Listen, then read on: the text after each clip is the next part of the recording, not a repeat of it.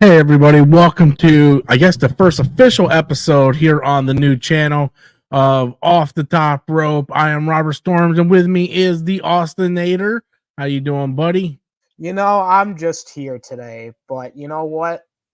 Wrestling's been hot this past couple weeks, so I mean, Yeah, I kinda have to agree with you on that one, man. Wrestling has kind of been kind of hitting on all cylinders, and that's with every company too. yeah, That's just not WWE. I mean that's with both companies. So yeah, man, let's get into it. We're not gonna go down a beaten path. I like to kind of go all over. I don't like to go by a spreadsheet. Okay, this happened at Raw first, and this happened, and this is how Raw ended, and then we're gonna go to AW. Like sort of, I want it to be like a natural conversation, like if we were at work or on break or something and we're just having a conversation like, hey, did you see this? I want it to be natural conversation. And of course, for anybody who's watching, I know the number is going to be kind of small because it's a new channel. We're still getting our footing over here. But anyone watching live or anyone watching, they want to leave comments in the comments and they want to, contribute to the conversation. If you guys have questions or statements, feel free to put it in the chat and we can discuss any questions and stuff that you guys might have. So I thought Raw this week, we're gonna start with Raw. I thought Raw this week was a little weaker than it has been the past few weeks. The one segment that kind of it didn't turn me on. I think the Seth Rollins stuff is starting to get a little stupid. yeah, And I think the Cody Rhodes stuff, and this is just my opinion, and I really want to hear what you think. I feel like the Cody Rhodes stuff is getting a little stale. yeah, And really it's no one's fault. It's yeah, just when you have like a month and a half from Elimination Chamber to Mania, you have to fill in that gap. yeah, And you're starting to feel like it's starting to just kind of. It would have been so much easier if it was like Elimination Chamber, 4 weeks later is WrestleMania. But yeah, when you have like 6 or 7 weeks in between, you kind of have to stretch the story. And at this point, it just kind of feels like it's being dragged out instead of just happening. I thought the Cody Rhodes segment with Michael Cole, my opinion, I didn't like it. It was the first Cody Rhodes promo in a long time that I didn't like. I felt like his forced crying was awful. Like it was so fake.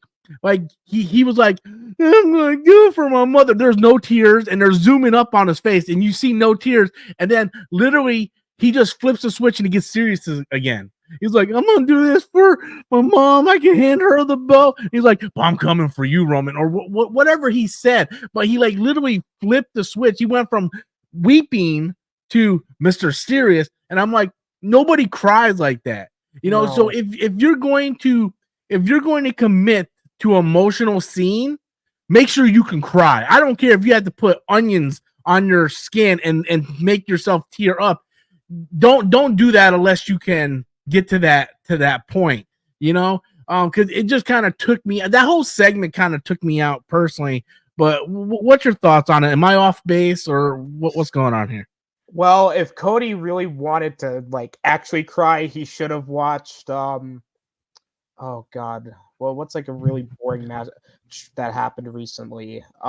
He should have watched the 8-man scramble from Revolution that bored me. Yeah. Um He wouldn't cry, he would just sleep. yeah, I slept too, not gonna lie. Or watch the Chris Jericho promo. That promo with Chris Jericho and Hook in the backstage, dude, that would make you cry. Yeah, that would even make the toughest of men cry just about bad. Um I would say that there was some genuinity to it. I thought the promo itself it's just standard Cody Rhodes promo where it's, oh, I'm Cody Rhodes, I'm the baby face, I lost, but I'm gonna win, and I'm gonna do it Yeah. for my dad. It's like, okay, it's like fine. And I do agree, like, it's not anybody's fault, but when you have so much time to like build up to something to like WrestleMania, like what? WrestleMania is not until like what, April 6th? Yeah, it's like the first week of April. So we have like what, 2 more weeks of TVs before WrestleMania, which already there it's way too much. Yeah. And don't get me wrong, this week's episode of Raw did a lot to maybe build more stuff into WrestleMania. Like they did the Judgment Day stuff. We know. Yeah, everybody else's stuff is really amping up. Yeah. That's amping. But I'm talking about like the main event stuff. For me, is getting a little stale. Everybody else's stuff is great. Yeah. You know, it's just, and I felt the same way on SmackDown with The Rock. You know, like it was. It just made, like, wasn't last. Okay, so I know SmackDown was a week ago, but that's when Cody smacked The Rock, right? That was last Friday. That didn't even make no sense either. It was like your brother or sister is 20 years apart from you. That makes you a mistake. And he just and you know Cody was just looking for that moment to slap The Rock. It was telegraphed, but it didn't even make any sense. Like I understand it's kayfabe and it's only for the story purposes. But bro, when your daughters are the same, you shouldn't be using that as a context to your plot. You could have went so many other ways. You know, like you could have said like, you know, your brother, he was the real Rose or something like that. Like he was the son that your father really cared about. He could have said so many other ways to get to that slap part. Just don't say something when literally your daughters are 20 years apart as well. Yeah. It's just a lot of it is just the same stuff though, and that's the problem. It's like literally it's like for the last 2 weeks, like Rock and Roman come out, and it's just Rock going, "Oh, you people suck. I'm The Rock. Acknowledge me here. Let me put up an L real quick." And then you have Cody Rhodes going, "Oh, I'm Cody Rhodes. I'm gonna win at WrestleMania. Feel bad for me." And then Seth Rollins like, "I don't know. I'm just here. I guess I'm wrestling Drew McIntyre too, I guess."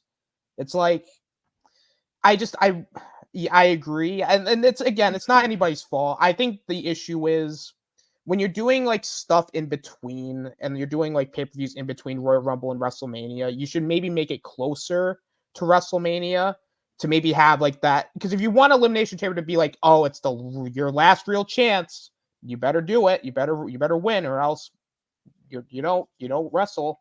So maybe make it like, I don't know, maybe first week of, when was Elimination Chamber first week of March or about end of February? Because I think let me see. Elimination Chamber date. Elimination Chamber was February 24th.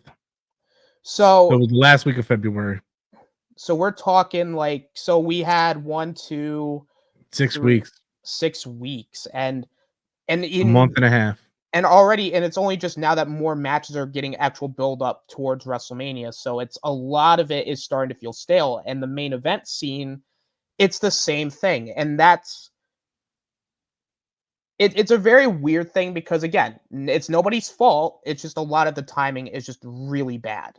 And there's always so many promos that Cody can do where it's like, I want him to win, but at the same time, I'm like, Cody, for the love of God. Hold on. I don't mean to cut you off, but I agree with Daniel C here. So I don't get to watch my pro wrestling live because I work night shift. So either I catch it like for Raw and SmackDown, I catch it on Hulu, on Dynamite, I catch it on the TBS app the next day. But when I'm at work, I don't want to wait. I want to see what goes on. So I seen because WWE likes to do the highlight clips on their channel. And he brings up a great point. Daniel C says, let's not forget the lengthy entrances, not one, but 2 long entrances with The Rock and Roman. Yeah, when I clicked on that link last Friday at work, it was like an 18.5-minute clip. More than half of that clip was just the entrances from them 2 guys. So out of 18 minutes, 7, 8 of that minutes were just the entrances, and then they talk a little bit. You know, the entrances in WWE is insanely long. Like it's so needless. It's absolutely needless. You know, and not only that, you're building up to WrestleMania. You have other people on your card that has to get their matches, their stories for their matches set up for WrestleMania. And when you have a 40-minute promo segment and half of that is entrances, you're really killing the momentum of your show, right? For what, like, why couldn't you just say, for time's sake, we're gonna combine Roman and The Rock's entrances together? You start off with the Roman's music, the whatever the fuck he does, and then you have the lightning bolt. Do you smell what The Rock is cooking? Or if you smell, and then you combine them, and then they both come down to the damn ring. The entrance is I'm okay for it with pay-per-views. Yeah. And if you're getting ready to go to a match or anything. But if you're going to have a big talking promo segment and it's already going to be lengthy, then you need to combine some entrances or something like that. And I heard a couple of the matches, the time actually got cut. Yeah. Because the entrances went over so much, Yeah, the Tiffany Stratton and Naomi match their time got cut. Yeah. The Roman and Rock segment ran really, really long. And this happened before. I think during their Raw 30th anniversary show last year, during the whole trial of Sami Zayn stuff, that ran way so over time. And then I guess some wrestlers got upset on social media because a lot of their time got cut because of the 30-minute, because it went 30 minutes. Keep going. I'll be right back. Yeah, a lot of the problems, and going back to the lengthy entrances, is that I agree. I get that Roman and Rock are a big deal, right? But at the same time, when you're doing these really lengthy, long entrances every week, it doesn't feel as special. Like Gunther, again, kind of the same thing. You start to lose that sort of novelty, that aura when you do it every week. Although Gunther's isn't as bad because it's literally just a couple seconds. It's you have that long pause where he's in the shadow, but it's very, very it's over 1 or 2 minutes. Yeah. Whereas Roman, he just it's so drawn out for so long, no reason. He just stands there. Move, walk. Please. It reminds me of the Undertaker's entrances back in the day.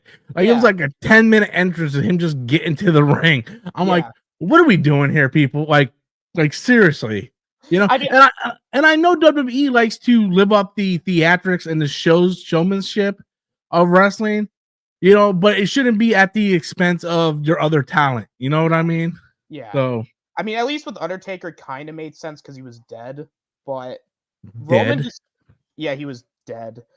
But Roman just stands there. He holds up his title, and then he just walks slowly. Pick up the pace, please.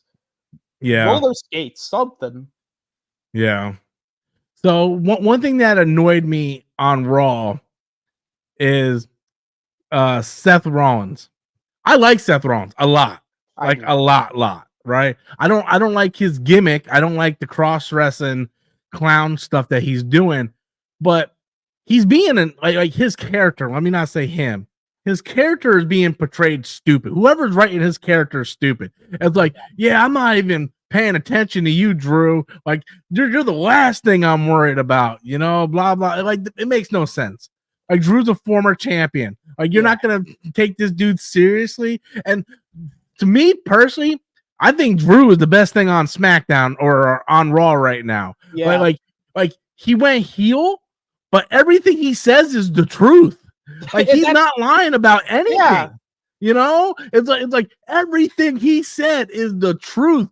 So he's a heel that you can relate to. I'm unlike Roman, Roman's just stupid. I'm the best. Bro, you haven't even won a match by yourself in years, right?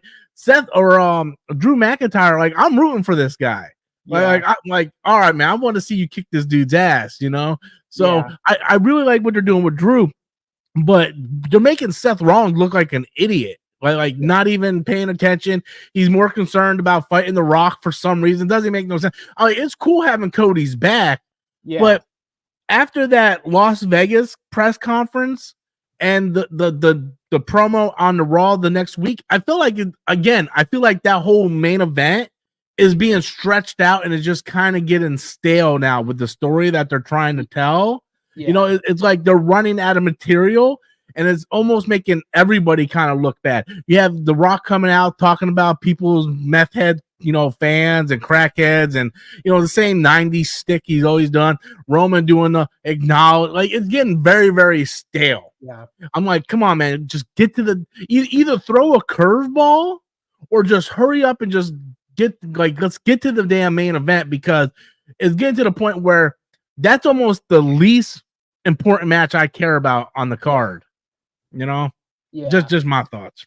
I mean, the only way they could have made the Seth and Drew stuff make sense is if Seth was like, look, or have Seth go into it overconfident against Drew, be like, hey, I beat you twice. Well, why am I like, there's a way they could have done it, but the way that they're doing it is they're just making Seth look like a chump, and he's making an idiot too. And an idiot. Whereas Drew McIntyre, like, it's really funny. Like, Drew McIntyre, like, ever since he turned heel, personality-wise, this has been some of the best work he's ever done. I think, like, there was, like, a thing he posted on Twitter where he was in the car and he was, like, singing to CM Punk's theme song, and while the crowd's booing him, and then on Twitter he's like, it was like a reference to The Simpsons, where he's like, they're not booing me, they're saying boo words. So I'm like, to be honest though, I've always liked Drew McIntyre. I think he's somebody that I feel like could have worked more in the main event scene if they fully understood what to do with them. But here, he is like, he hit the peak so far, and I think him winning at Mania makes more sense with what they're building towards. I do not want to see Drew lose 3 times, because you have Drew lose again. What do you do with him after that? Yeah. No, I agree 100% on that one. 100% on that one. And yeah, you're right. I felt like they did, because at one point they were teaming him with Matt Riddle, which made no sense, because it felt like they didn't know what to do with it. And then finally, when Drew sort of turned on that, like, okay, hey, I'm going to go heel persona, but really, like it's heel, but he's not saying anything heel-ish. Everything he's saying is pretty much legit, but in the terms of wrestling and kayfabe, it's heel. But yeah, they just didn't know what to do with him. Like, I feel like WWE, like a lot of people, they don't know what to do with them sometimes. It's like you have these great wrestlers, but you don't really, like Shinsuke Nakamura, they really don't have it. They don't know what to do with him, and he's a fantastic wrestler. And then you have the whole thing going on with Chad Gable, and Sami Zayn, and the whole thing. And here's the thing. So I see people are legit mad because Sami Zayn won to go to WrestleMania to fight Gunther, right? Yeah. But at the same time, like, everybody's upset because they want Chad Gable to go. But here's the thing. You can't have the creative make Chad Gable a walking joke for an entire year, and then 3 weeks before WrestleMania, oh no, I'm going to be serious because I want to do this for my daughter. It doesn't make any sense, right? Like, you can't get the, like, for me, that doesn't make any sense. I think Chad Gable is a fantastic wrestler, but if you wanted to turn him into like a Kurt Angle 2.0 and make him serious, you should have done that during his first feud with Gunther after that count-out win that he did. But what you did was you had him count out, then you had him, or you had him beat Gunther by count out, then Gunther beat him, and then you went right back to him being a joke. At that point, he should have said, if you wanted to build up to this match, you should have had Chad Gable go, hey guys, Alpha Academy, I'm out, I'm stepping back, I'm gonna go pursue this. I wish you guys all the best, go pursue your thing. That's what they should have done with Chad Gable, but they made him a clown all the way up until 3 weeks before WrestleMania, and now you can't be doing that with these wrestlers. I mean, it has to be organic. There is a way to balance out the comedic stuff with the serious stuff, but the problem is going into, like, even the road to WrestleMania, like, they did not do a good job even setting up Chad Gable to be in that spot. Like, you had, like, the promo package here and there that, like, you sympathize with them. Yeah. But it just, if you had Chad Gable win the gauntlet, it would sort of feel forced. And plus, we already saw the Chad Gable-Gunther match twice. Why do we really need to see it a third time? Whereas we get a fresh match with Sami Zayn and Gunther. And And in whole honesty, I think Sami Zayn should be the one to beat Gunther if they really want to go that route, because I feel like that they've been kind of building up Sami Zayn's story more than they have been Chad Gable's in a way. 100%. Yeah. And not only that, I feel like Sami Zayn is getting the short end of the stick because I feel like they're wasting his talents. Much like Finn Balor. I think they're wasting his talents, you know? Yeah. It's like, why doesn't Sami Zayn have gold, you know? Why doesn't he not have the Intercontinental gold? He was in the world title scene for a minute and then that was over with. You know, you need to do something with these high. The thing is, for some reason, especially in the Triple H era, they love to keep the belts on these people way longer than it needs to be. Yeah. The thing with pro wrestling is the title, the belt, that's a prop, a movie prop. And the whole point of that prop is to elevate that character, right? So, you know, you give a Jedi a lightsaber, it makes that Jedi badass. You give a wrestler the belt, it means that guy is the man. You know, but when you have someone who has the belt for 4 years, or Gunther, which is like 1,400 days or something now, you know, we understand. Yeah, what was that? I think it's like, I think maybe it's around 600, 700. Oh, I thought it was like 14. Okay, well, 600 is still almost 2 years. Yeah. So like you need to elevate these wrestlers, and you can't elevate new talent and new main event talent if these people have a chokehold on the titles. When Triple H introduced the new world heavyweight title, it was like, this belt's going to be defended, and we only have one champion since that thing has been you know, made. And it's like, okay, I like Seth Rollins, but I could argue Finn Balor should have won that belt earlier this year. Shin Nakamura should have won that belt earlier this year, and Drew McIntyre should win that belt at WrestleMania. By having Finn Balor win that belt, it elevates Judgment Day, it elevates Finn Balor, and it continues that feud with him and Senor Money in the Bank. You know, it didn't elevate Seth Rollins if Seth Rollins was already hot. Yeah. You know, it's like Stone Cold toward the end. Stone Cold and The Rock didn't need that belt. They were already over. You know, give it to Kurt Angle or someone like that. That's my biggest problem with WWE, personally, is that they have a chokehold on these belts. And I'm not saying play hot potato where every 3 months there's a new champion, but, you know, when it makes sense story-wise, pull the trigger, you know? Yeah. And depending on what happens at the next AEW pay-per-view, I might have the same complaint with AEW. Yeah. Right? Now, MJF had that belt for over a year, but MJF, like, that belt kept, like, you believed he cared about that damn belt. Like, he's like, I'd rather die than get rid of the Triple B. You know, so the belt and MJF kind of went, you know, hand in hand. But if they don't give that belt to Swerve very, very soon, why are you giving it to Joe? Joe does not need that belt to be elevated. Joe's already over. Fans from TNA already love Joe. You know, you need to give that belt to Swerve.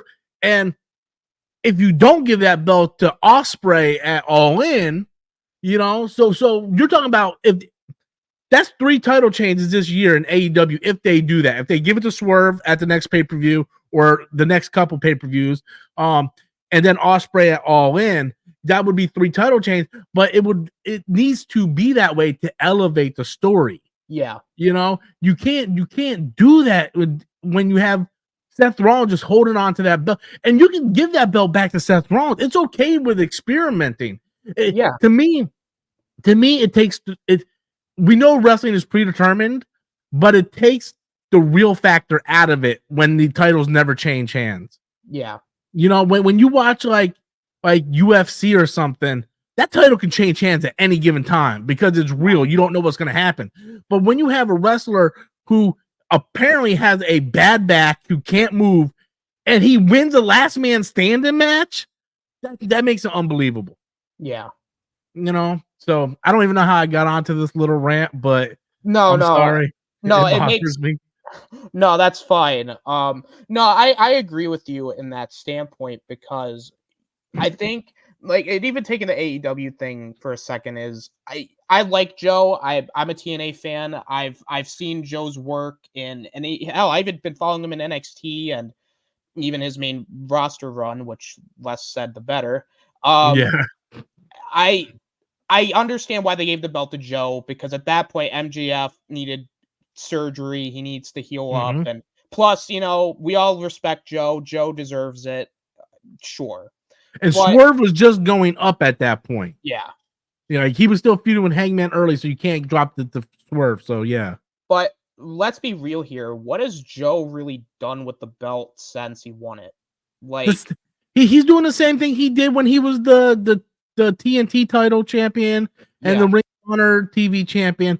It's just like he's a badass and he has a belt. So to your point, he hasn't really done anything. Like his first Dynamite as champion, he's like, we're gonna bring back the rankings. They already killed that. Yeah. Like they don't even do it no more. It lasted a month, and that was it. Because it makes no sense in pro wrestling to have rankings. No, it doesn't, because it's already bad enough when you have so many titles, so you don't even know which wrestler qualifies for what. Yeah. But at the same time, you do things like number one contender matches. Yeah. That does not make sense. Yeah, you can't have tournaments or number one contender matches if there's rankings. So like if I'm ranked number 2, right? Like the champion's number 1, if I'm ranked number 2, I automatically should have my next title match, right? Yeah. But then you can't have like for example, the Hangman Swerve match that was the winner goes against Joe at Revolution, right? That match made no sense. Swerve was already the number 1 or the number 1 contender. He was second in line. He beat Hangman twice, right? Yeah. So then you had that match. It ended in a draw, and then he went, and it was a triple threat. It just didn't make any sense. And I think at that point is when they're like, yeah, we're just not going to do the rankings anymore. And then you had Wardlow come back. He dominates a bunch of jobbers, and then he gets a title shot. The whole thing with Hook for Joe's first title offense against Hook. Like, in what world do you look at Hook and think that he is believably a world champion and that little kid can easily like where do you think I believe Rey Mysterio could beat the Undertaker more than I believe Hook could beat Samoa Joe?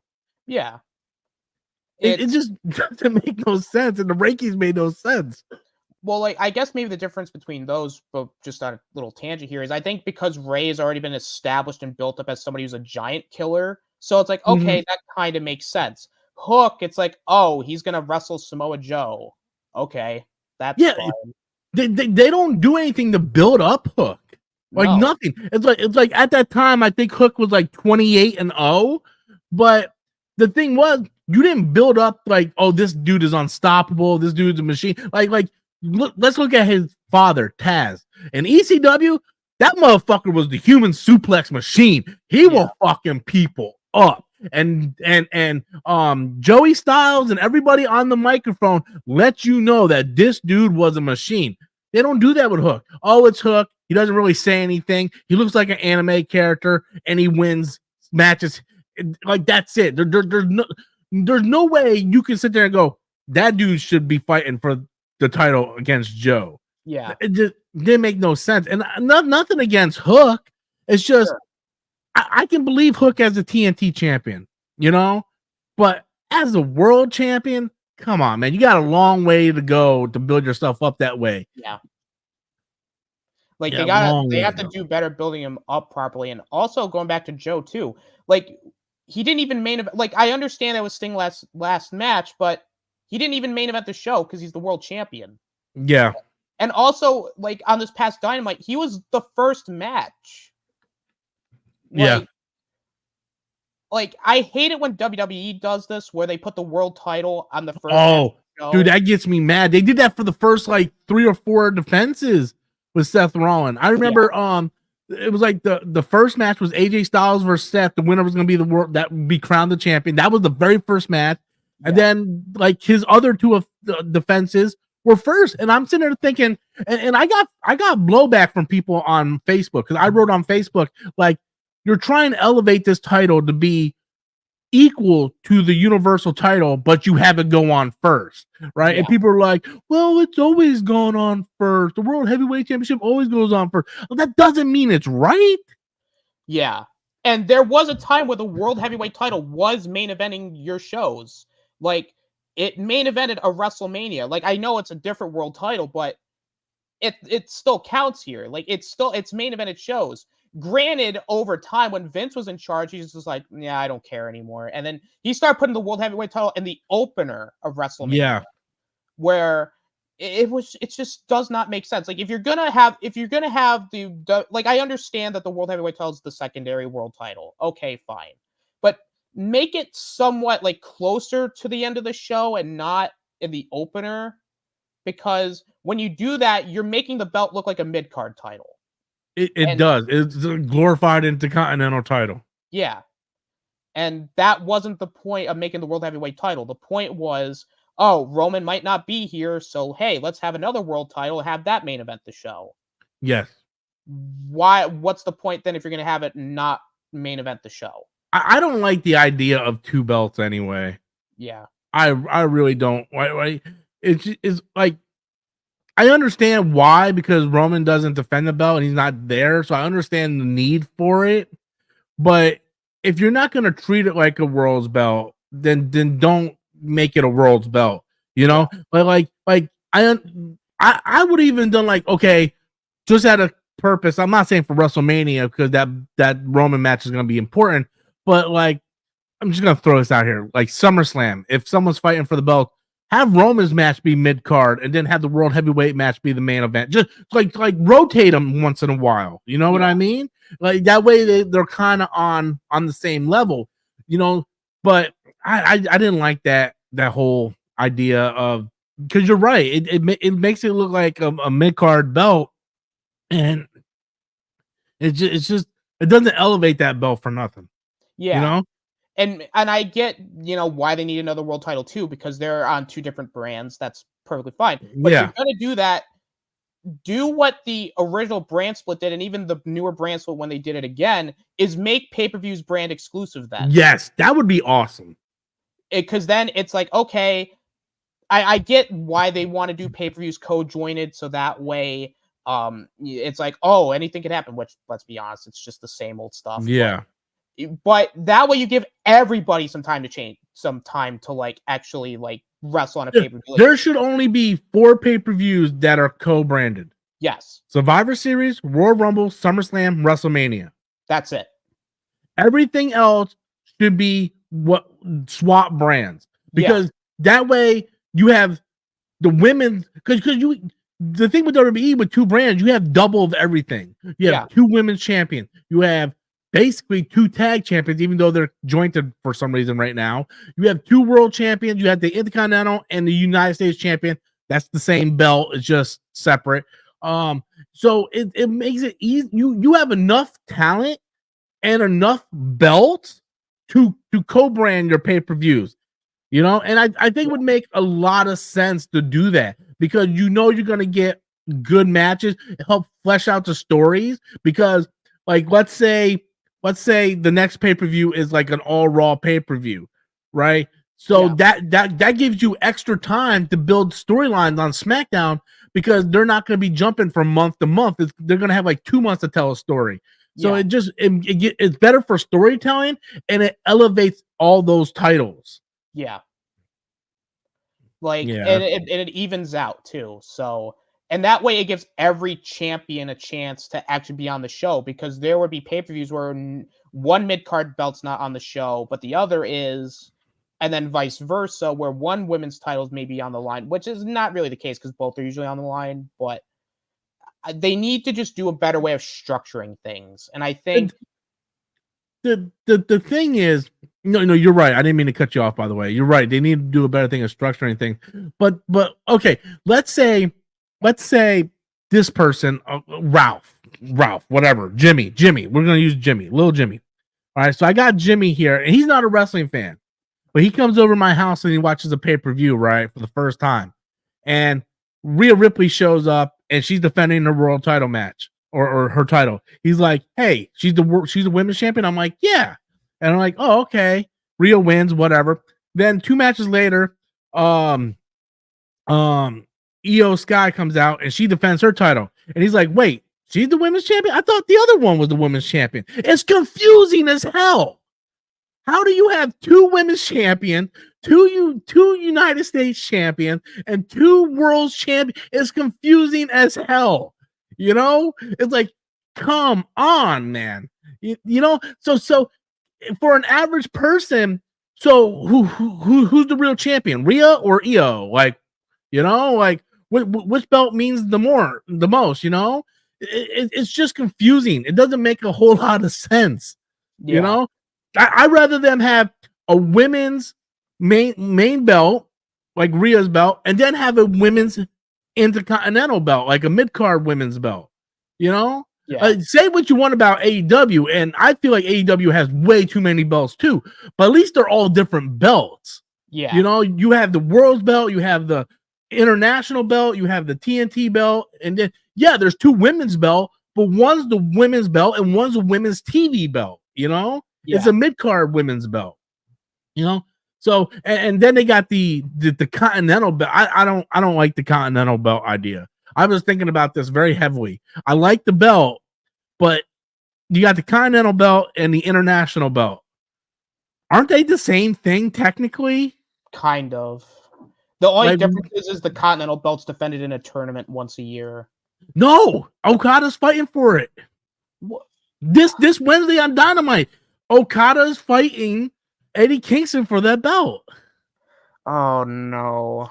Yeah, they're splitting it from the Continental Crown, and Okada is wrestling for that Continental title. So does that? So okay, so let's try. I'm gonna try to wrap my mind around this here. So they do a tournament where the belt is supposedly supposed to be defended once a year. Then they turn it into a triple crown with the ROH belt and the New Japan Strong title. But now they're going to split those up. Kingston's going to defend against Okada. Which he's probably going to lose.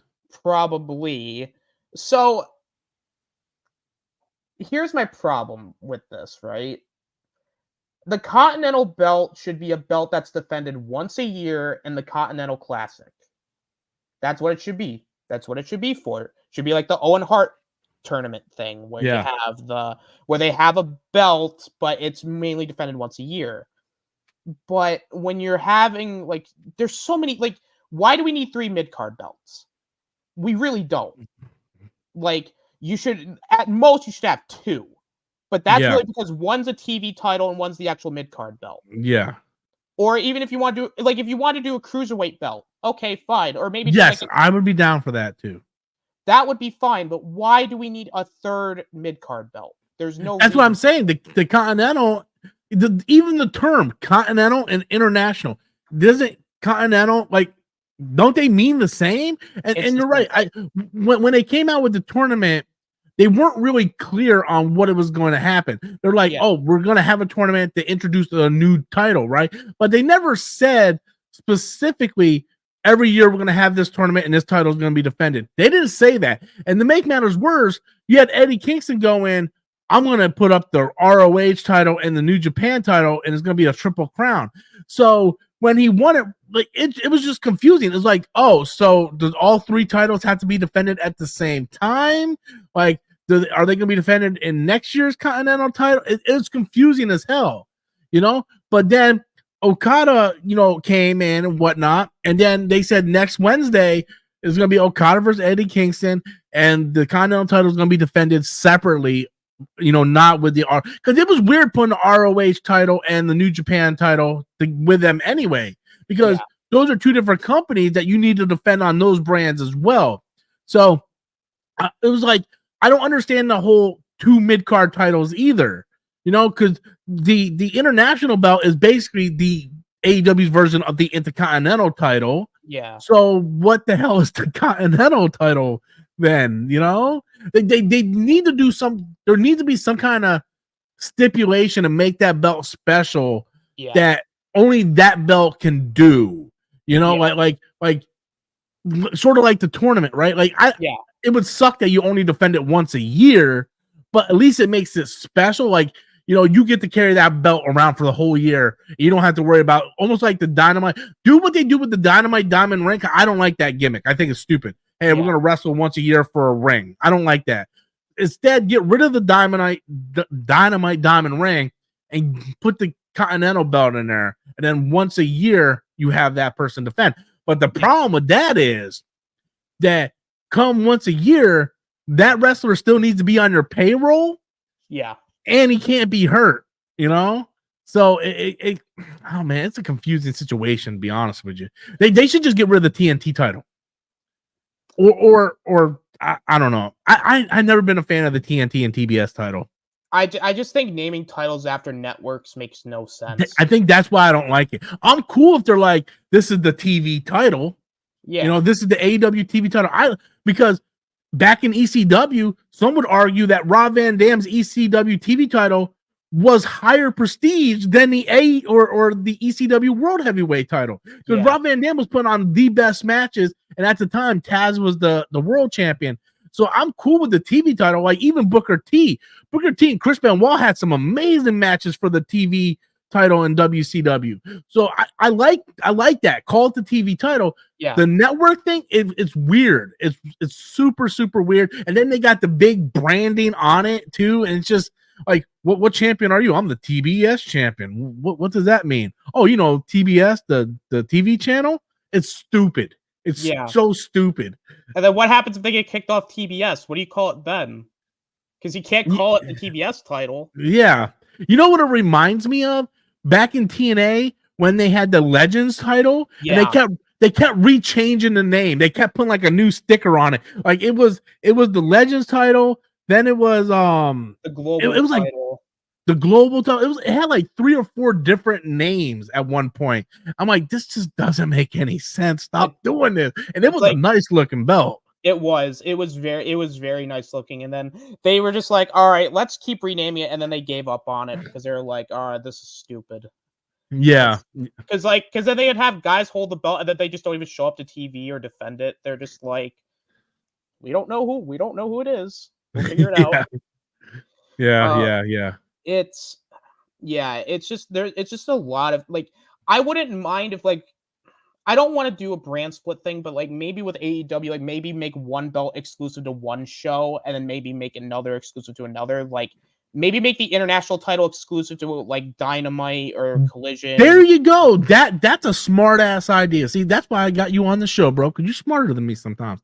Have the international title defended on Dynamite and have the Continental title defended on. Those are the mid-card titles that you are guaranteed to get title defenses on those shows. So if you attend, you get those matches. That's a smart idea, and that's the way they should go about it.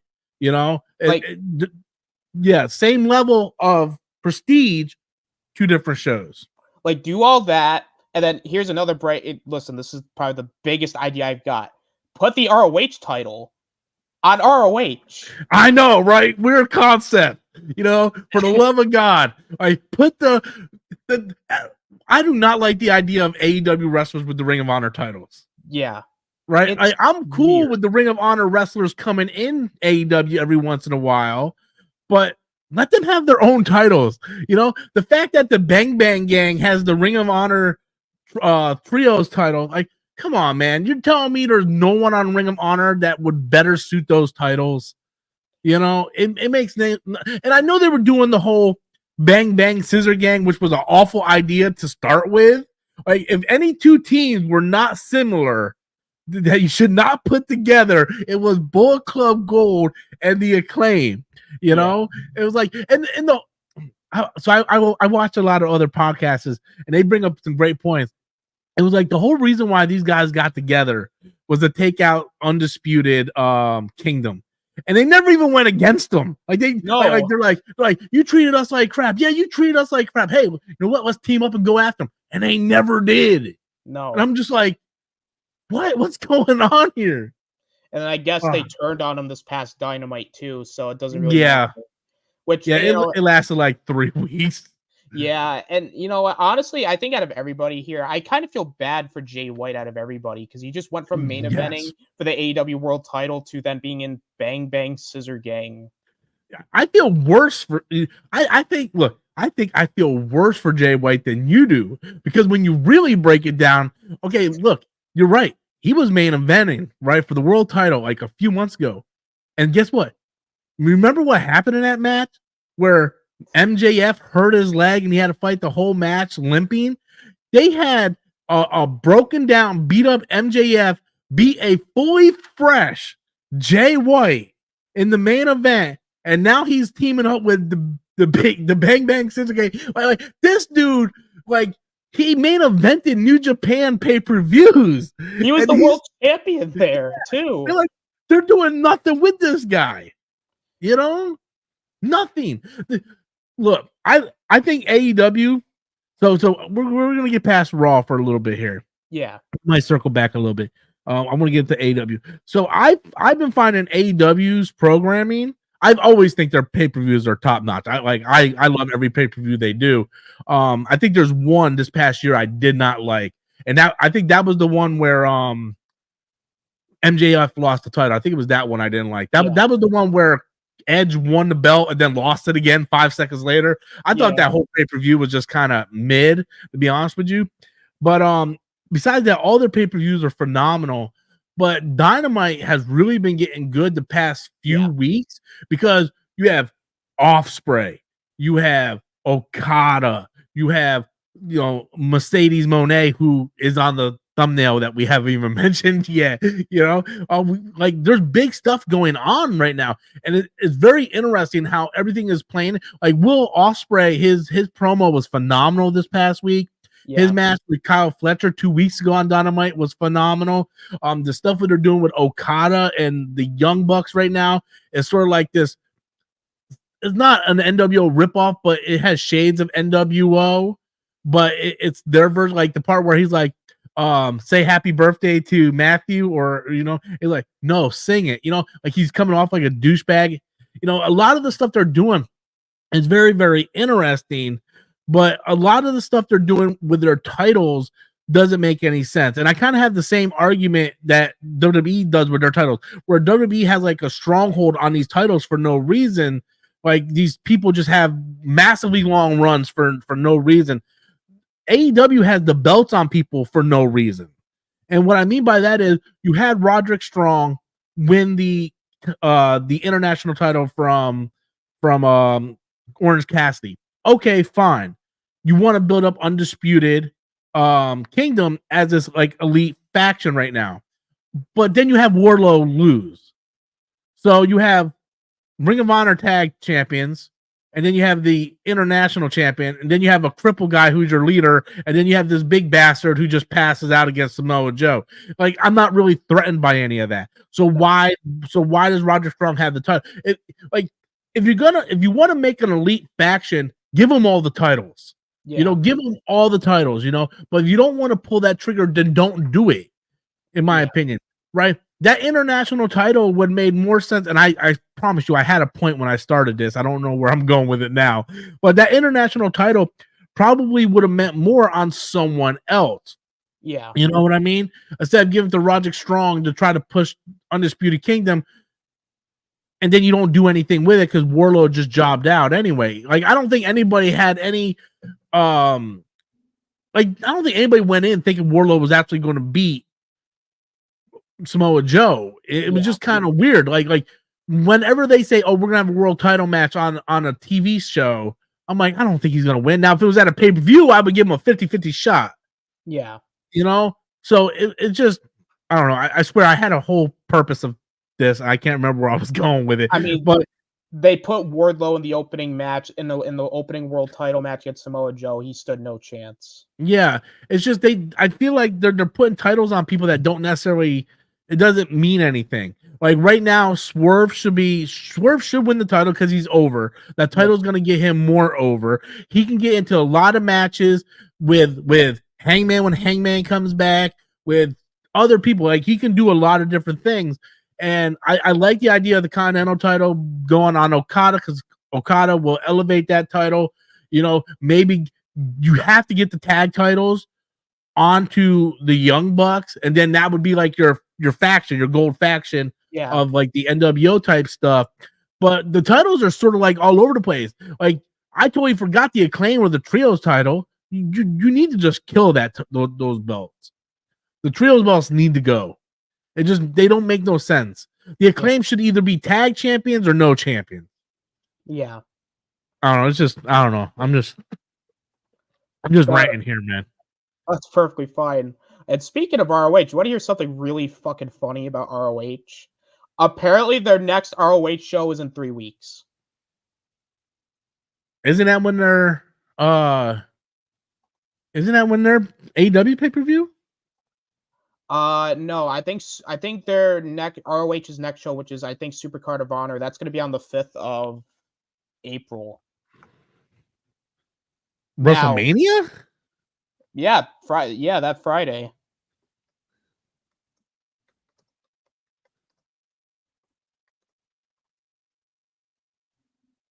Hold on a second, guys. We're looking this up.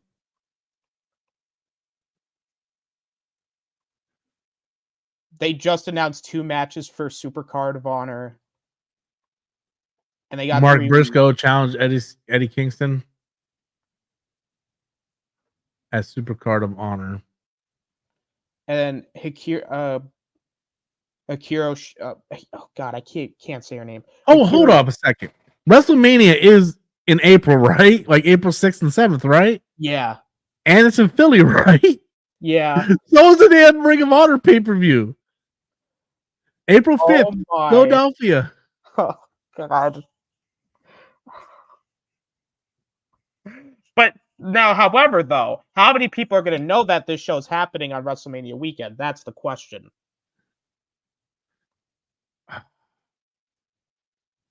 Well, I mean, their title card looks good if these matches actually happen. So what match? So right now I only see one match confirmed, and that's the Eddie Kingston Mark Briscoe match. Do you see any other matches confirmed? The other match is for the ROH women's title, which is Athena versus Hikaru Shida. Yo, what's going on with Athena not being in AEW? You think she would have moved to the main roster by now? I can name like at least 4 or 5 other wrestlers that aren't as good as Athena, and they're on AEW. Yeah. And wait, also Shida is a former AEW women's champion. Why is she wrestling for the ROH women's title?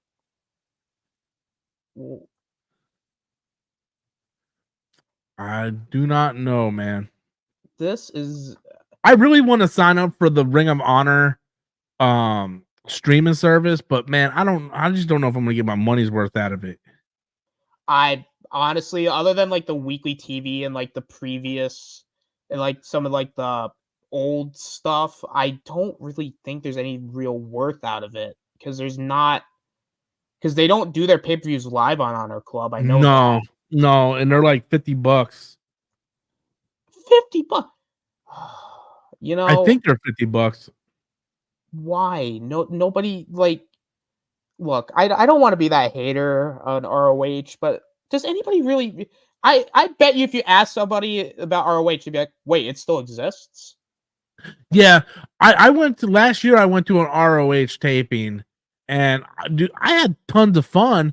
But there's no information on when the next tapings are or when it's on TV. Like there's not enough news on it to let you know when things are. It's like when's a new episode of Ring of Honor? Like what day does it come out? Like how can I watch it? Like I know you can watch it on the web on the streaming service, but it doesn't tell you when the new episodes are coming out. It doesn't tell you like where you can get tickets to go. Like it's weird. It's super weird.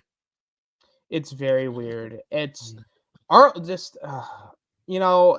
everything that AEW, for every like 5 steps AEW like does right, they go like 2 steps back. I feel like I think that some of the things that AEW really needs to do in 2024 that I've said previously, they need to put the ROH stuff exclusively on ROH. So if Eddie Kingston's ROH champion needs to be on ROH. Yes. If you're going to they need to go to a streaming service because at this point, I feel like they are starting to go into that 12-month pay-per-view format. And That's expensive with the current pay-per-view model of like how much is a pay-per-view? $60? 50 bucks. $50. So 50 bucks. 49.99. So $50 for 12 months. I mean, maybe they won't do anything in January, but let's pretend like, oh, well then no, because then let's say they do the 12 pay-per-views, but then they also do another pay-per-view after All In, which is All Out, which is after the Wembley show, which I don't know if Like a week after too. like a week after. So that's $100 in like a month. So that's a lot of money for Yeah, and I 12 don't pay-per-views. bootleg this stuff. I have friends that bootleg it. I pay for every one of them.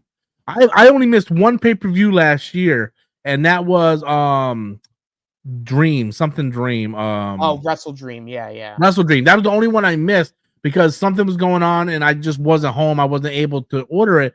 But I ordered every pay-per-view last year. And you're right, that is expensive. $50 every couple months, or now it's like you said, it's every month because we had World's End in December, we had Revolution, and now we got Dynasty or whatever. Yeah, it is. Dynasty in April. Yeah. So yeah, it's like every month or every other month, and then Forbidden Door is getting ready to come up soon, and then it'll be Double or Nothing, and they keep adding pay-per-views, and I'm fine with that. Like give me a good product, I'll pay for it.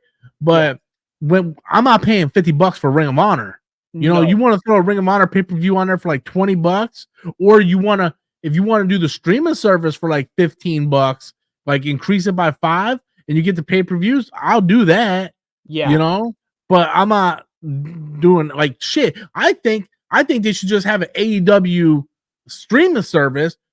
$25 a month, you get all the pay-per-views, all the Ring of Honor pay-per-views, you get all you get all the shows.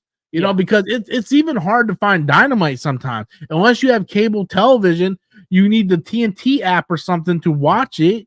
Yeah. It's really hard because at least with WWE, after Raw and SmackDown, it's on Hulu the next day. Yeah. Or if you have cable, you can watch cable on demand and watch the replay. But at least you can go back and rewatch it on Hulu. They don't have that deal with anyone. We got a comment coming in from I don't even know how you pronounce that. The Rap Metal Hero. He says, "Oh yeah, AEW Dynasty is April 21st on Sunday. Oh, greetings from Sweden. Hey, how's it going, buddy? Appreciate you. Be sure to smash that like button and subscribe." We're gonna go ahead and we're hitting the hour mark now, so I want to wrap this up here in a little bit. But let's get to Mercedes Moné's debut, and then we'll go ahead and call it a day. So I hate that fucking theme song, bro. CEO. See, dude, I felt like I was just being hit over the head with a hammer, man. I'm like, oh my god, and it gets stuck in your head because after it went off, my wife was like cooking dinner and she's like, CEO. I'm like, no, see, they got you doing it now. It's the theme song, not a fan. As far as her debut went, we all knew she was coming in. Like as soon as they did the big boss thing, I just went, "Yep, Tony Khan got Mercedes Moné." I heard she got a lot of money. Like I bet.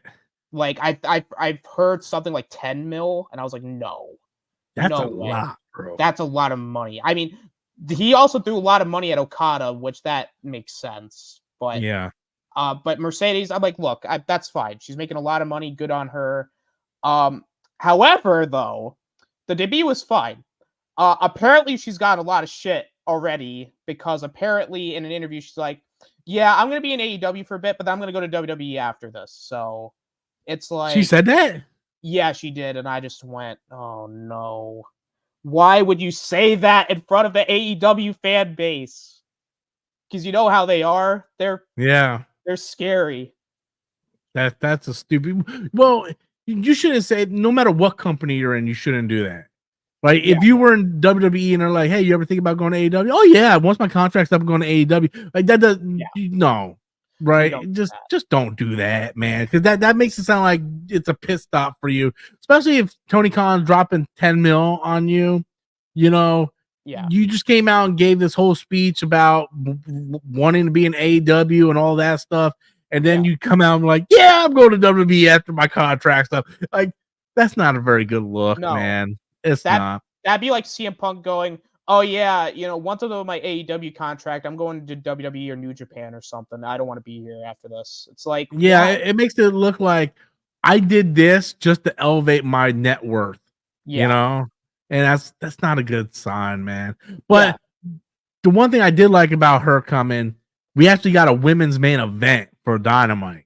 So that was good. Because I think one of the things that she was coming in for is try to change the landscape of the women's division. Yeah. Because I know Saraya came in and she tried to do it, and Saraya doesn't even wrestle. I've seen Saraya wrestle twice since I've been watching AEW. That was at All In, and then when she lost the title. And that was it. And I'm like, that's it. Like, so why is Paige here if she's not wrestling other than looking fine as wine? But why is she here though? Like, it doesn't make no sense. And they have a stacked women's division, bro. Like, they do. Chris, dude, the more I see a Chris Statlander, the more I love Chris Statlander. I always liked her. I always did. I always thought she was a phenomenal wrestler. But like, I'm starting to get like on a new level of love for Chris Statlander. like I'm loving Chris Statlander. She should be the real Ripley of fucking AEW because she is that athletic. She is that, like, she can manhandle the shit out of these ladies, and why she's not the women's champion. I know she was the TBS champion for a bit. I don't like that title, so I don't like to acknowledge it. But like, she should be going for that gold. And I as a fan of Toni Storm, I'm getting really kind of over this gimmick, to be honest with you. A little bit. It was funny and entertaining for the first month. We're going like 4 or 5 months into it now, and I'm starting to feel like I am about the whole Cody Rhodes finish the story thing. I'm like, can someone just fucking speed this shit up? I'm getting tired. I'm getting tired of this crap, man. I thought it was really cool at Revolution where she came out and it looked like she was in her old gear, and I'm like, yeah, Toni Storm is back. And then it was her friend dressing up like her. But yeah, the whole acting thing, I think it's starting to get played out a little bit, man. A little bit, yeah. And also, like, no offense, but I thought the Toni Storm match at Revolution was very weak. I agree with you. Literally, I think that was the weakest match on the card, to be honest with you.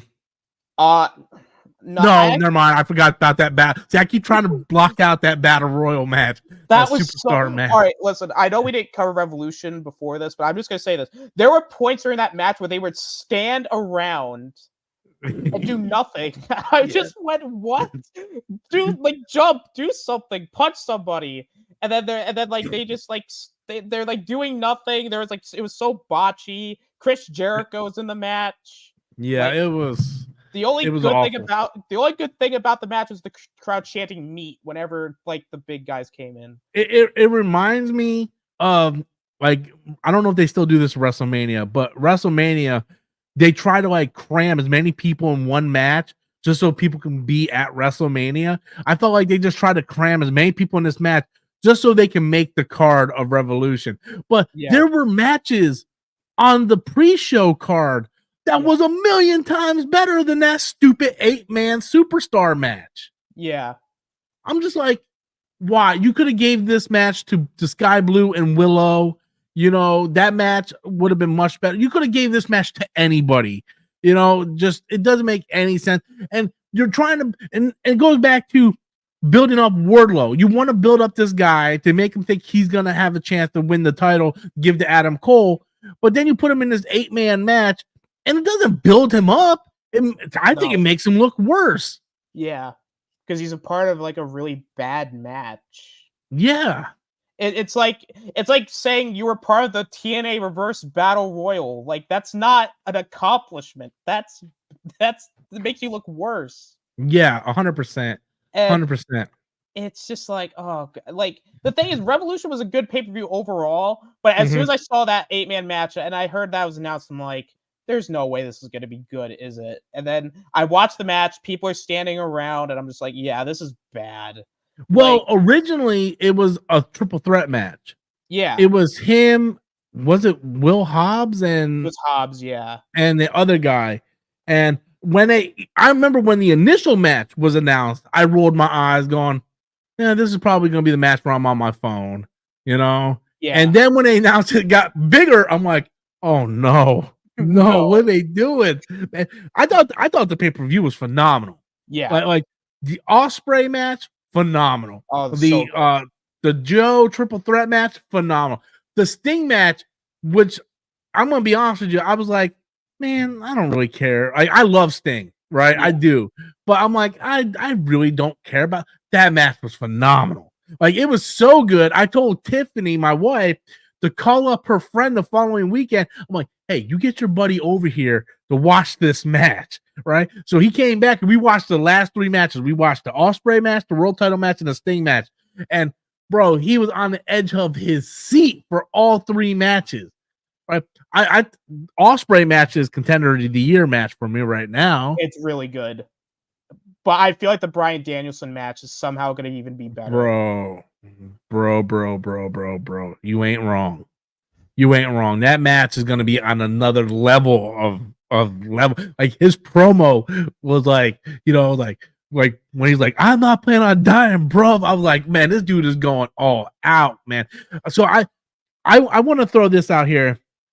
I want to give props to AEW, and I feel like they're going in the right direction. Yeah. I think the signing of Ospreay, Okada, and Mercedes Moné, I think that's big because I was after MJF left, I was losing interest in AEW. Like I was still interested in their pay-per-views, but I wasn't tuning in every week to their shows, you know, and because I was like, other than Swerve, you really don't have anybody else I feel like is giving me a reason to tune in.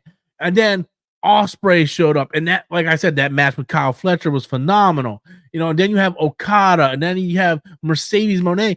And I feel like, and I don't like comparing WWE to in AEW. I don't like the tribalism thing. I feel like if you're a wrestling fan, you watch wrestling. You know, much like gamers, right? If you're a gamer, you play all games. You just don't play either PlayStation or Xbox. But I feel like the road to WrestleMania is starting to get stale. But I feel like AEW is starting to build momentum with these new hires. And and also the Ospreay, Okada, and Moné, they were in talks to be in WWE. Yeah. Right? Like Triple H failed to seal the deal with these 3 guys. And I don't think WWE would have used Okada and Ospreay the way they were meant to be used. You know?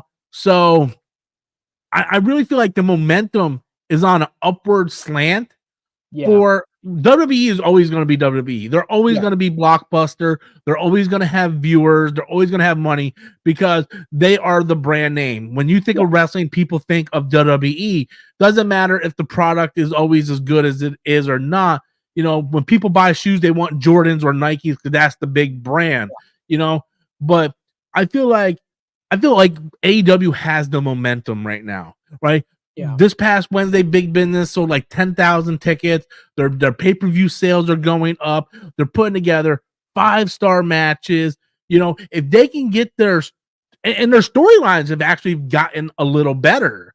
You know, you have Okada with the Young Bucks, and they're sort of doing like this NWO thing, and then you have Strickland trying to get to Joe, and like the storylines are starting to get a little better. They don't go over the top with the promos, and I appreciate that. I like a sense of realism in my wrestling, and if they can just get those titles where they need to be, I think they're on the right step. If Okada gets that Continental title, you know, he can elevate that, you know, and I think they're on the right step of doing something very special. They're about to start the tag tournament to crown the new tag champions. Who knows and that's the thing. I can't sit here and tell you who's gonna win those belts. I'm really good at predicting winners of matches. I can predict almost me and my brother every pay-per-view. We do fantasy picking where we go through and we pick the matches, and then we do like, well, how many points do you give? And we give like 10 points. So if you win the match, you get 10 points. If you lose the match, you lose 10 points. And me and my brother are so good. We always pick the same thing. That's why we had to start doing the point system, because we were always picking the same matches. WWE is very easy to predict sometimes. Where in AEW, dude, I can't tell you who's going to win those tag titles. Like, I can make an argument for FTR. I can make an argument for whoever, the Acclaim, Young Buck, like any of those guys can win the tag titles.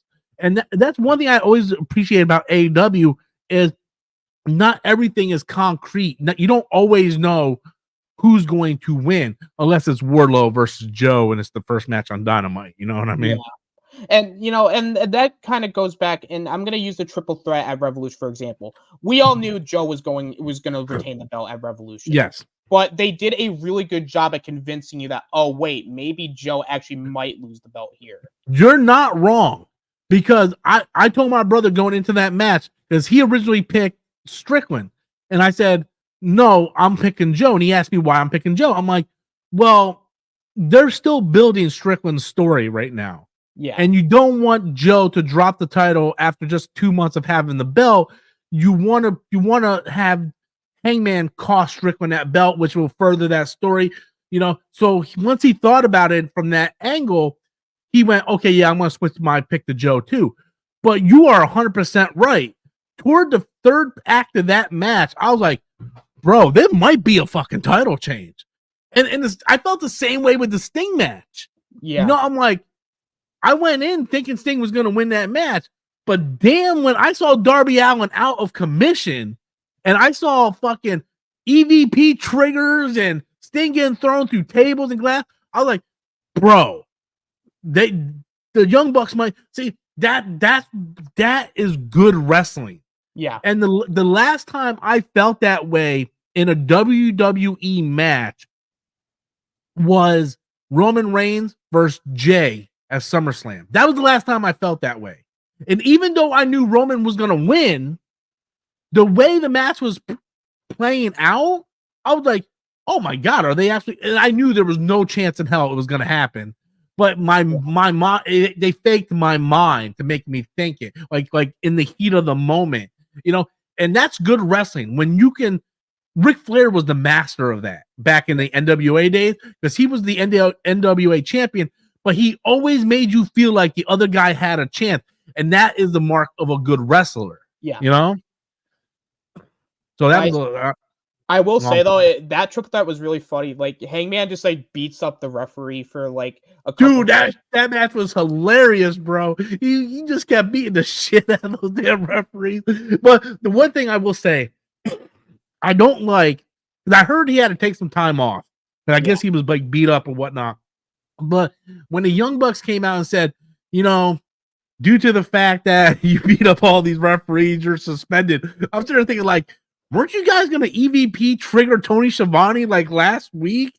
Like that. See, storyline that doesn't make sense, right? I know they had to do stuff just like, Darby Allin's getting ready to go to Mount Everest. So to write him out of the story, they used the chair on his leg from the Bang Bang Gang, which makes no sense because the week prior he said, I'm going to Mount Everest. So you already told the story that he's going. Why did you have to kayfabe a leg injury?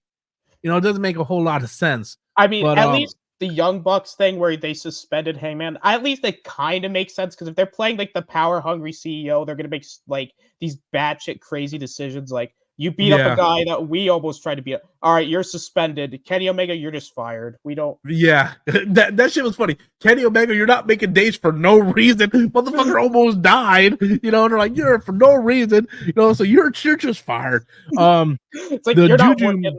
You're not working. You're fired. Yeah. You can't make these dates. You're fired. But that's going to be a Kenny Omega versus Okada feud coming up. Yeah, and that's why they want to put that Continental title on him too. Juju Man said AEW really has been a breath of fresh air for a wrestling world. I agree. Their current roster might be the most. I would say their current, I seen a picture on Facebook and it was their current roster. I would put that roster up against anything in WWE right now. Yeah, I would. I know. See, here's the thing. Like I said before, WWE has the big blockbuster names. Roman Reigns, The Rock, but when you're talking about pure wrestling, like I remember back in the mid 2000s, I would have put TNA roster up against anything WWE had. Yeah. Give me AJ Styles. You had AJ Styles, Kurt Angle, Mr. Anderson, Booker T. You had the Young Bucks. You had Motor City Machine Guns. Like I would put any of those guys up against any WWE roster, and that was a better roster. I'm starting to feel with this current AEW roster right now, because since December, I'm like, I'm missing MJF. Like you can feel that missing. Yeah. Right. It's just a sense of, man, you know, something's missing, you know, because MJF brought like a certain spark to the show, you know, and I felt like something was missing. But man, with these new signings, like this roster is phenomenal. You're talking about Jay White, Okada, Ospreay, Kenny when he gets back. Like really, if you get rid of and they've been cutting some of the fat. They sent Jungle Boy over to New Japan. Sammy Guevara, he's been, you know, suspended again. I really think the weak link right now on Dynamite is not so great storytelling, and I think Chris Jericho needs to go. Yeah. Either he needs to reinvent himself, get a whole new look, or go, because Dynamite, his segment with Hook was awful.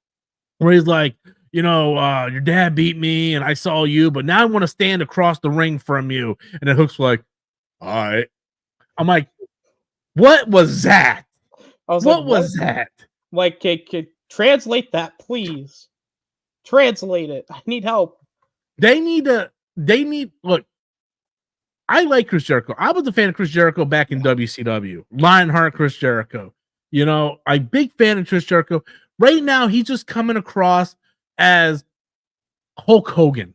You know what I mean? Like, I don't want to lose the spotlight, brother. You know? And that's the way he's kind of coming across right now. Like when they started pairing him with Kenny Omega for no reason, I'm like, why are you pairing Kenny Omega with him? You know? Yeah. It's like Kenny Omega just had these great 5-star matches, and you're putting him with Chris Jericho. I felt the same way when they had Ospreay versus Jericho. I'm like, why? Why? You're not doing Ospreay any justice by doing that. And not only that, Chris Jericho is one of the highest paid wrestlers in AEW. So he's eating up this contract, and people really don't care. I like maybe cut his hair, go back to that one gimmick he had in WWE where he had the short hair and all that. Just change his look a little bit. Because right now he's just coming across as this old kind of like homeless man, you know? Yeah. I'm just like, man, I'm not liking it. I'm just like, Chris, just please do. It's like the problem is like the only thing that's keeping him over right now is his theme song. That's it. People cheer when he comes out on his theme song. People are like, oh yeah, you know, they sing Judas and all that, but that's it. Once that theme song goes down, that people are quiet. And he just like start wearing shirts or something like Sting did, you know, because your chest looks all messed up. But again, I get on this other little tangent. But yeah, I agree with you, Juju, man. I think the roster right now is stacked over there. I feel like they have an all-star crew, you know. And it's sad because a lot of people don't realize that. You know what I mean? I feel like wrestling fans should watch wrestling. I don't know. I'm weird that way. You know? I don't like when people are tribalistic and they're like, my roommate, my brother-in-law, we were watching Royal Rumble, right? Yeah. And CM Punk was first pay-per-view back in WWE. And he's wearing a CM Punk shirt. He's like, I'm like, you're a CM Punk fan? He's like, yeah, man, I've been a CM Punk fan forever. I'm like, then why didn't you watch AEW? You know? And then when CM Punk went to go do the go to sleep, he's like, man, I haven't seen this in years. I'm like, bro, he did it 3 months ago in AEW. You know? And he's like, yeah, that's bootleg wrestling. That's what people think. Yeah. People think AEW is fake wrestling. Like it's not on the same level as WWE. And that's not true.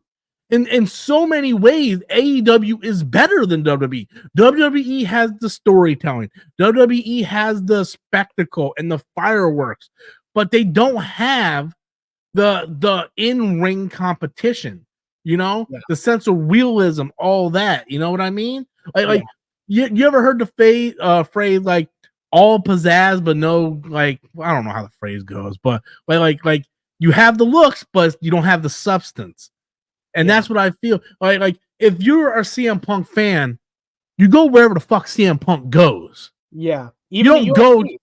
Yeah. And I told him, like, you're not a CM Punk fan. You're a WWE fan. There's a difference. And that's okay. Sure. That's 100% okay. But don't say you're a CM Punk fan when you're clearly not. Like, I for perfect example, I'm a football fan. I love football. My favorite team is Buffalo. I'm a Buffalo Bills fan. But I was also a massive Peyton Manning fan. Yeah. I thought Peyton Manning was one of the best regular season quarterbacks of all time. When he went to Denver, I went and started following Denver. I didn't stay with the Colts because I was a fan of that quarterback, not that franchise. Right. So if you're a fan of CM Punk, I don't care if this dude is wrestling on the indies. You follow him wherever he goes if you're a fan of that wrestler. So that's sort of the thing I have, and of course, his girlfriend, my sister-in-law, she's a Cody Rhodes fan. I'm like, but you don't follow him when he was in AEW. Everything you got right now is because of AEW. Yeah. You know what I mean? And I told her, I looked at her one day. I'm like, so what are you going to do if he ever goes back to AEW? Oh, I'm not going to watch it. Then you're not a fan of his. Yeah. But like I believe if you're either a fan of everything or you're not a fan. I'm weird that way. I could be off base, but it's okay if you're a WWE fan. Yeah. But don't say you're a fan of this person if you don't follow that person. Yeah. So it's like Xbox and PlayStation. Or if Call of Duty went to Xbox, are you going to go to Xbox? No, then you're a PlayStation fan. You're not a Call of Duty fan. Sure. So, and the thing is, it's like it's okay to prefer one or the other, but it's also okay to say, hey, this thing does something right. It's just like this thing does something right. Like, yeah. Like let's go back to the Xbox PlayStation example, and then I'll maybe use a wrestling example. Like PlayStation Xbox. Like, sure, you may prefer Xbox or PlayStation over the other, but here's where I could like both have their pros and cons. Like Xbox has the backwards compatibility, PlayStation has whatever PlayStation has. So I mean that it's I always say it's okay to praise both. Like TNA WWE, let's use that example. Like Kurt Angle, you're a fan of Kurt Angle, and you like I think both TNA and WWE back in the early 2000s had like really good stuff going on. Like TNA had, you had the stuff with Joe and Angle, and even the stuff with AJ and Christopher Daniels. And then WWE side, you had the Brock and Eddie stuff, and like you had like Chris Benoit winning the world title. So like both companies had like their pros and cons during like the 2000s. And even like AEW, WWE now, it's like, WWE has like Gunther, and they have like some really cool matches here, and then AEW has some cool matches here. And sure, you have your preference, but at the end of the day, it's just wrestling. Like it just more or less comes down to what you prefer. And not only that, but I'm like maybe one of those psycho fans where if I get into something, I want to know the history of that something. Yeah. So I'm constantly watching documentaries. Like I like to know, for example, Nick Aldis is the manager of SmackDown, right? How many WWE fans actually know who Nick Aldis is? I'm willing to bet you maybe 3%. Yeah. Right? This dude was part of the British invasion. He was amazing, like on the indie scenes in TNA, like knowing his background, So like I don't people don't like follow that, And a lot of people are like, I like to bring up my brother-in-law here because he's 20, 21 years old. He's young, right?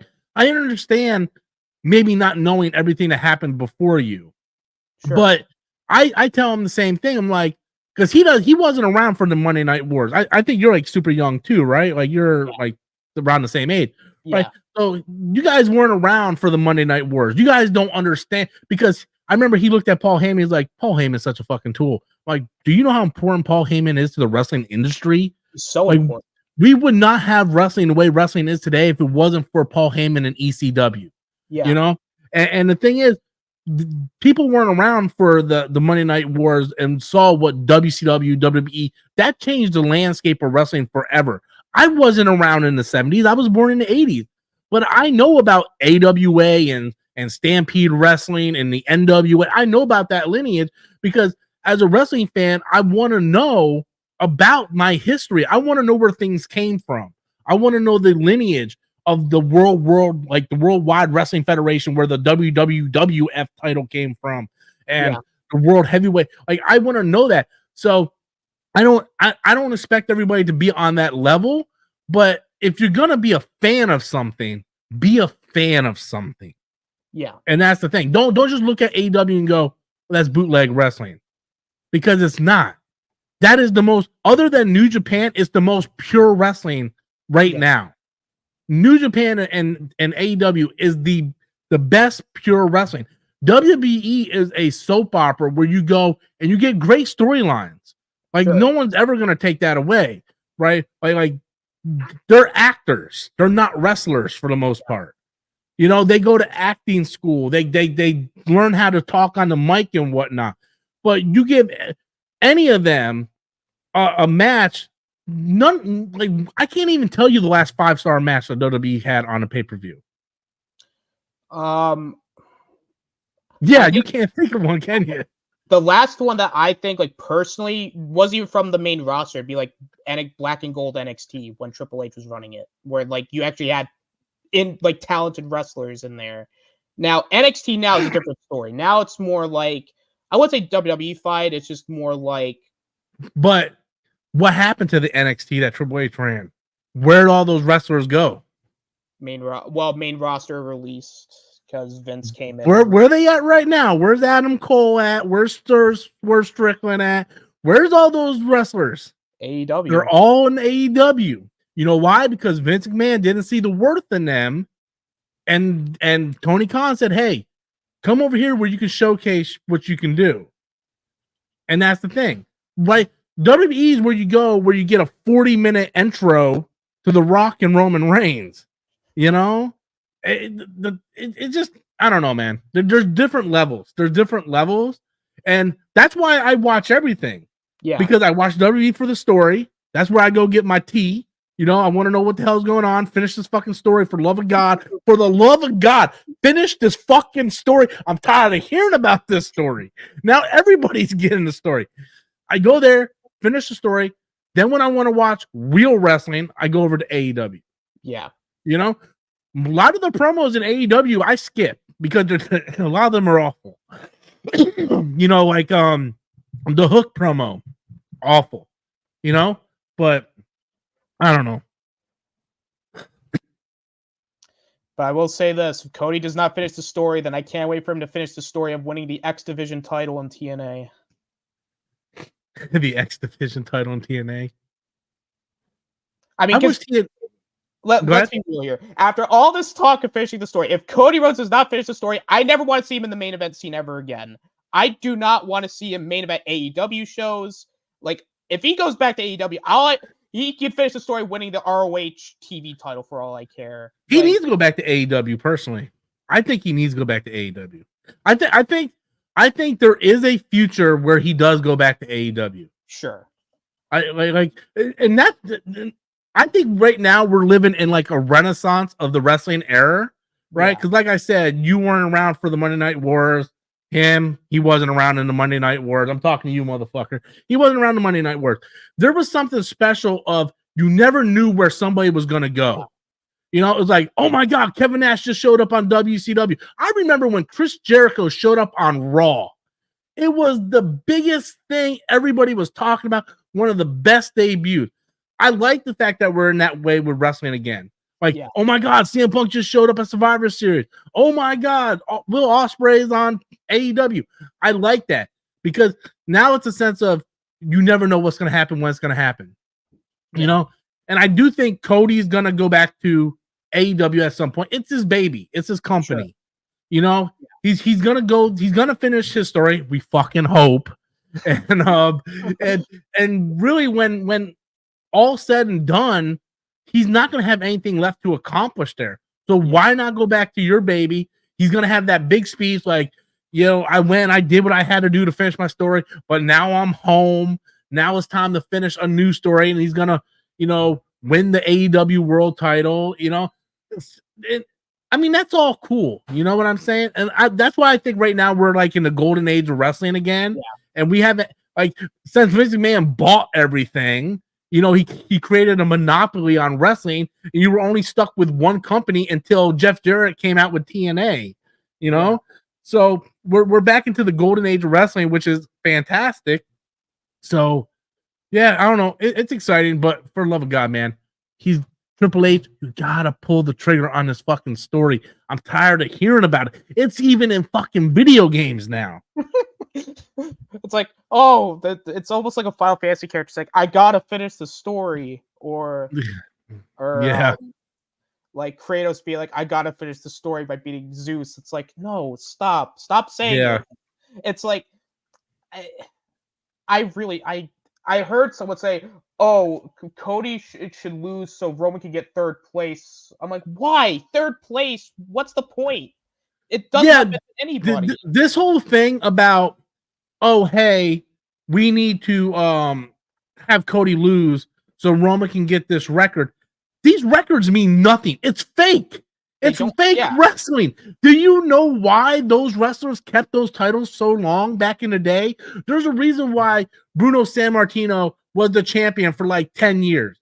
Because back in the day, it was territory wrestling. It wasn't like on cable television like today. And you put the belt on the person you can most depend on. Yeah. So, like in AEW, or not AEW, but AWA, Vern Gagne, you know, who was the person in charge of that territory, he put the belt on himself because he knew he wasn't going to jump ship and take the belt. But like, I believe, if I'm not mistaken, I could have my history wrong here, but in the AWA, Vern Gagne put the belt on Jerry Lawler. Jerry Lawler went to another territory with the AWA title. So that's the reason why Bruno Sammartino was champion for like 8-10 years, because he knew he was going to come to the show. Vince Sr. knew he was going to be reliable. He wasn't going to leave with the title. And the same thing with Hulk Hogan. Hogan was a draw. He put the title. That is completely different today because there's contracts. Roman Reigns can't go to AEW with the WWE title because he's under contract. So there's no reason for to have this man a champion for 9 to 10 years. It doesn't make any sense. It's not realistic. No, it's not. It's just one of those, like, it's just a complete chaotic situation and a disaster. It would be completely different if wrestling was real. Yeah. You know, like UFC. Like oh man, like this dude, he been like champion for 3 years. He's just knocking everybody out, you know? Yeah. It's like any other sports event, right? You want to see people get like the undefeated season, like the Patriots and the Dolphins and stuff like that. But it's real. When it's fake and it's predetermined, you're just putting the title, you're just leaving the title on him just because you can. It doesn't change the narrative to anything. Like, even if he beats Hulk Hogan's record, that doesn't mean he's better than Hulk Hogan. Hulk Hogan drew more money than Roman Reigns would ever draw.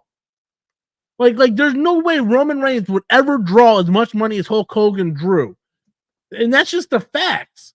Yeah. So there's no purpose to keeping that title on him when narratively you need to finish the story with Cody. You signed him, you made his big return. The dude wrestled with a torn pec. You created an entire documentary. The whole purpose of that documentary was him to finish the damn story. Yeah.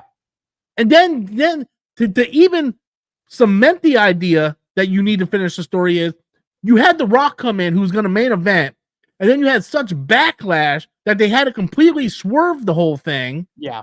So if you're going to swerve it, then you finish the fucking story. If you weren't going to finish the story, then you should have just kept it Rock versus Roman. Yeah. Like, why would you go through all that just to have the same result? Yeah, it's stupid. It's stupid. And that's what I'm saying about Seth Rollins. Seth Rollins should have lost that title at least twice this past year. Yeah. There's no reason why Finn Balor didn't beat him or Nakamura. The title should be the object, the MacGuffin to tell the story. Agreed. not the other way around. Whatever fits that story is how that title should go.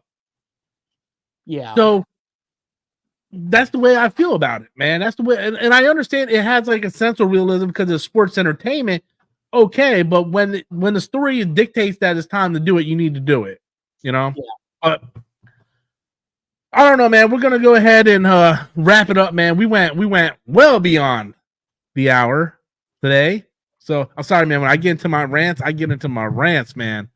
No, that's fine, man. I at least appreciate talking to somebody who likes to rant about it, because wrestling can be both a blessing and a curse. Like, it can be frustrating, but then when it's good, it's good. So it's I would say right now wrestling is better now than it's been in years.